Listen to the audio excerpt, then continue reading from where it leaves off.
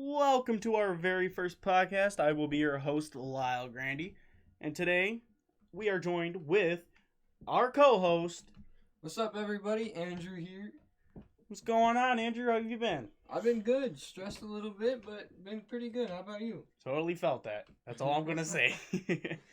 So, for our very first podcast, I think it's going to be okay to talk about COVID-19.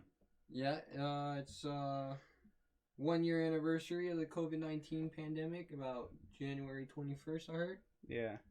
So, we've been dealing with this pandemic a lot longer than everybody expected, but Hey, it's been one crazy year. That's all I will say. yes, it has. So, for my first question for you is, how did it affect you? So when it first came, how did it affect you? It didn't really shock me that much because it didn't seem like it was real. Because, fake news blasting all over the place ever since Trump took office and whatnot. And it's just one of those things where it's like, is it real? And when am I going to see it in person to show that it's the real deal? Yeah. So, at the start, I did get laid off about 3 months into the pandemic when everybody actually started hearing about it and it coming to our city in Niagara Falls. Yeah. And that's when it started shooting off, and all the schools closed down, most of the restaurants closed, and we pretty much lost all of our kid-friendly attractions here. Yeah. Just to piggyback off of you, I remember going outside because I didn't really believe in COVID. So I remember going out during the pandemic when everything shut down. It was a ghost town, dude. Yeah. There was no cars, no people. The restaurant that's usually packed that we used to work at. I used to, as soon as COVID hit, we got our permits. And since COVID-19 made cities a ghost town, it was the perfect time to go practice driving because there was literally 1-2 cars on every road, and that was it. Yeah. So it was a perfect, I wouldn't call it a drag strip, but it was perfect drag strip at the time. Cops weren't worried about you driving, they were more worried about the pandemic happening. Yeah. So shortly after you got laid off, I remember this too. I remember all of us sitting in the dining room of the restaurant, and we sat there the entire day in the dining room waiting for people to come in. Nobody would come in. And every time somebody would come in, our boss, Terry, freaked out. He was like, okay, clean that.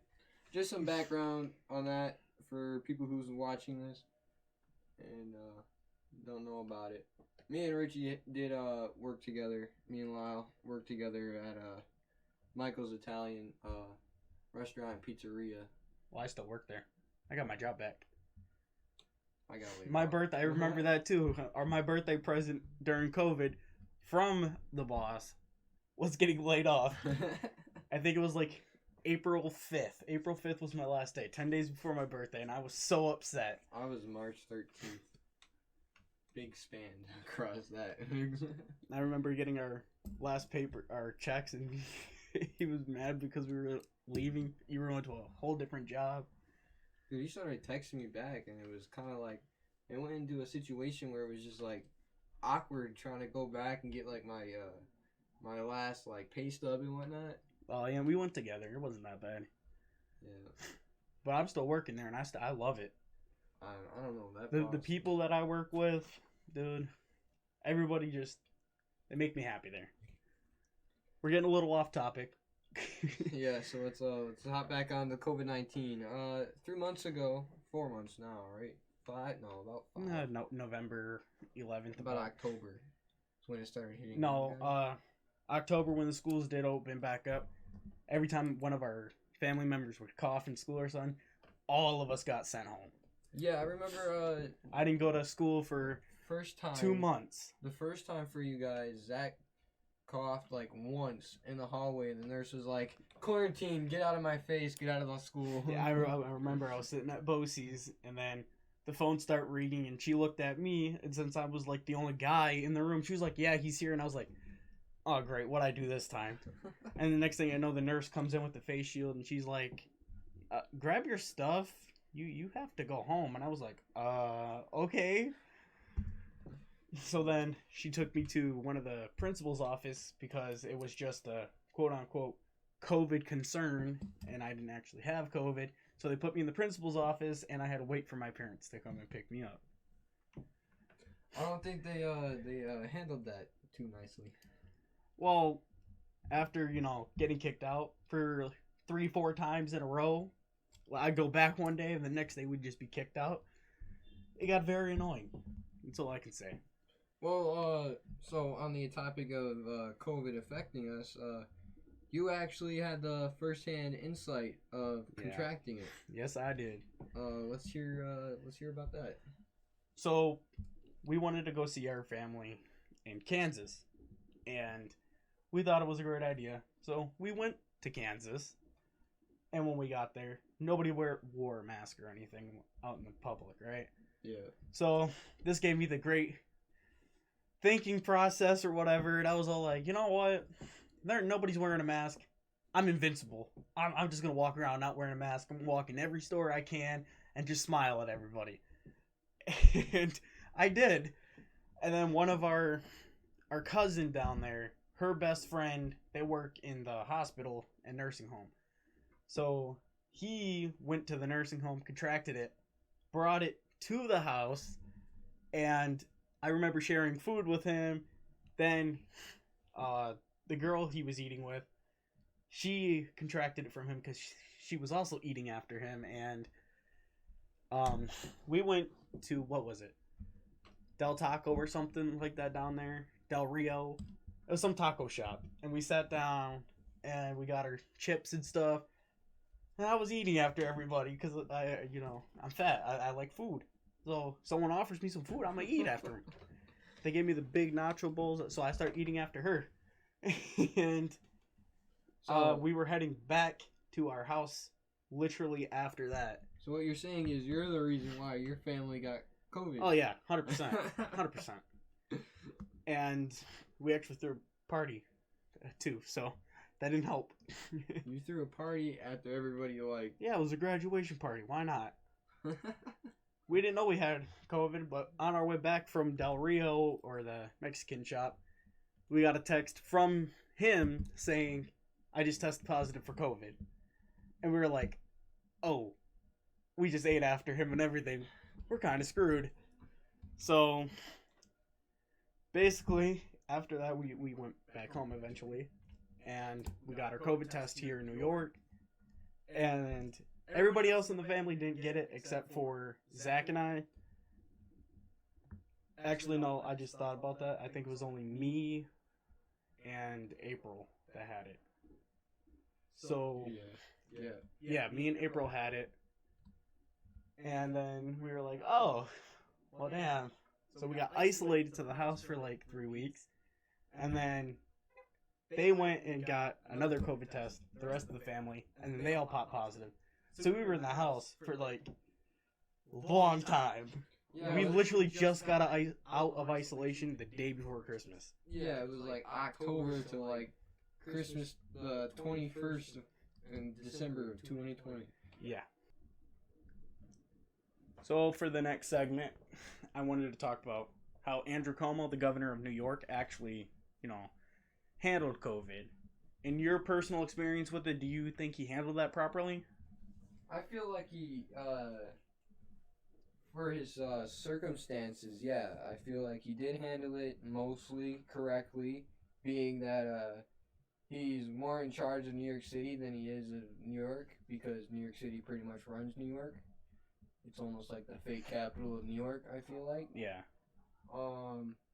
I remember one day I went to McDonald's, this is about a month or two after COVID hit, and the tables in McDonald's, about half of them were marked with a piece of paper that said, Andrew Cuomo officially closed this table because you can't seat over 50% capacity. And it was probably like every other booth, so you couldn't sit like you couldn't like bring a whole party with you going to McDonald's and whatnot. Yeah, because that's how Uh, my restaurant that I worked in, that's how we did it, and I feel like he did a very good job with that. He was just trying to keep us all safe. Yeah, and then The thing, let's I want to move into the how he handled Thanksgiving and upcoming holidays. so the Thanksgiving part, no, that's the best part. I feel like he started getting like off track like towards the end of the year, and he told everybody for Thanksgiving about 2 weeks before that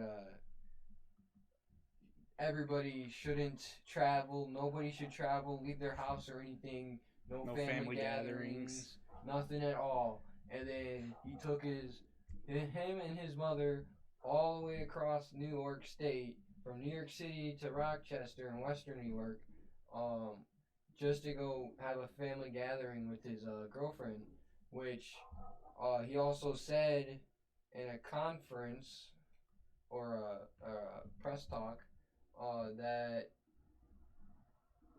he's going to be watching everybody during Thanksgiving, making sure nobody has family gatherings. And nobody has the 10 or more people in their house at a time. If you did, you're going to get like a $10,000 fine or something. Yeah, and then that's when that bumper sticker came out of Cuomo, like looking through your window and Thanksgiving, watching you eat your dinner. Yeah. All right, for this next little bit, we're going to bring my 10-year-old cousin, Aiden, to talk about it. So welcome to the podcast, Aiden. How you doing? Oh, not bad. Feeling good. That's great. You care if I ask you a few questions about COVID? Nope, not at all. Okay, so being a 10-year-old, when you first heard about COVID, how did that make you feel? Confused, a little scared, but I was most of all confused because everyone was in a panic when I had no clue what was going on. But then, like, I started watching the news and it got worse, and I started learning more, and then, yeah. Nice. So you were with us on the Kansas trip when we all contracted COVID-19. Yes, indeed. So when we tested positive, how did that make you feel? I was scared, but I knew we were going to be all right, and I felt that we were going to be fine and we weren't going to get too hurt from that point of view. Yeah. So after having COVID, are you afraid to get it again? Yes, but it's not that much that I'm scared. It's more that I'm scared that it's going to get more worse, take out more people, and like school, everything around that's going to shut down fully, and we're going to go full remote about everything. Yeah. So Andrew, do you have any questions for Aiden? Okay, so how has COVID-19 affected you at school? It's been more aggravating because I can't, like, we have separate, it's more, instead of us moving classes in half of days instead of normally, COVID, our teachers have to move classes, and it's really aggravating how,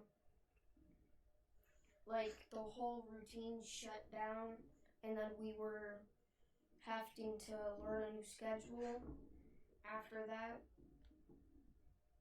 All right. So as an active 10-year-old, this is going to be our last question for you. So being an active 10-year-old who plays baseball, basketball, football, all of that, are you scared that if COVID-19 doesn't end, that you won't be able to get back into these sports? Yes, because I've always been playing baseball. I just started football like a couple years ago, and basketball.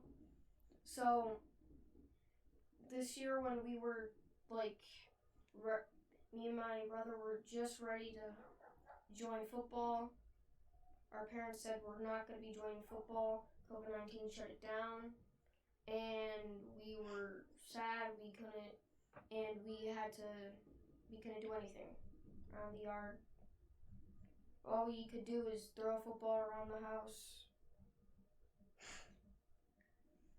So you ready for your vaccines to come out and then getting all these sports back up and going? Yeah, it's pretty hopeful. All right. Well, thank you, Aiden, for attending our podcast. It was a pleasure to have you. Yes, indeed it was. As I hear, you have to go, so we'll talk to you later, bro. Bye. Bye. Have fun. So for our final interview, we're gonna bring in my sister's boyfriend, Mike. We're gonna call him on the phone. So Mike, how has COVID affected you?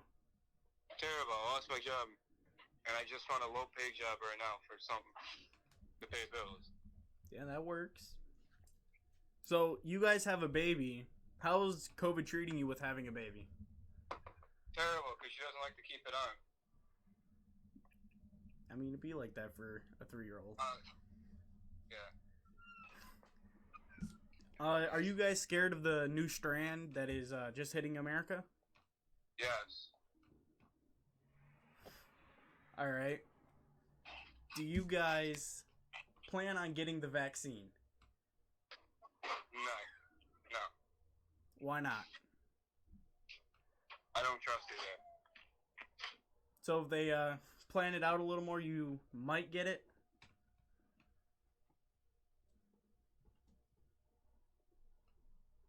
What was that you cut out? I'm sorry. So if they come out with the new vaccine that you trust, would you get it? No, because any other vaccine takes years. This one's took months. All right, yeah. So what are you going to do if the government decides to say that you have no choice to get this? No, they can't make me take that. It's against the Constitution to make you take something. All right. Well, we thank you for your time, and we really appreciate it. And that will include our first podcast of the week. Tune in for our second one in upcoming days. We will end it off here. You got anything else you want to say before we go? Thank y'all for tuning in. We'll see you next week.